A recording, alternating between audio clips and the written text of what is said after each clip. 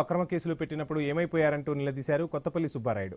YCP కాపు నాయకులపై కాపు corporation chairman fire అయ్యారు. కాపులు పోరాటం ద్వారా 5% రిజర్వేషన్ సాధించుకుంటే దాన్ని రద్దు చేసింది జగన్ కాదా అంటూ ప్రశ్నించారు. కాపుల కోసం మీరంతా సమావేశం కావటం మంచి పరిణామమే, కానీ మీరు చెప్పే మాటలు కబుర్లు శ్రీరంగ నీతుల్ని తలపిస్తున్నాయంటూ ఎద్దేవా చేశారు. నేను అడిగేది ఒకటే, మీరు కాపు రిజర్వేషన్ 5% రిజర్వేషన్ని ఎందుకు మీరు దాన్ని ఇంప్లిమెంట్ చేయలేకపోయారు?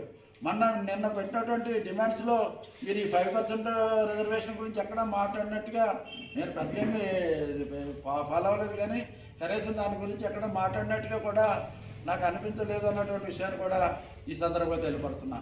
ఇచ్చినట్టు తరతరాల పోరాటం ఎంతోమంది విద్యార్థులు ఎన్నో ఇబ్బందులు పడ్డారు, ఎంతో పోరాటాలు చేశారు. ఎంతోమంది పెద్దలు, రాజకీయ నాయకులు, సామాన్య పౌరులు అందరూ కూడా పోరాటం చేస్తే 5% రిజర్వేషన్ ఇస్తే దాన్ని రద్దు చేస్తే మరి మీరు మాట్లాడకుండా ఉండి ఈ రోజున ఏదో శ్రీరంగ నీతులు చెప్తా ఉంటే ఇది సరైనటువంటి విధానం కాదు అని నేను ఖచ్చితంగా తెలియపరుస్తున్నా.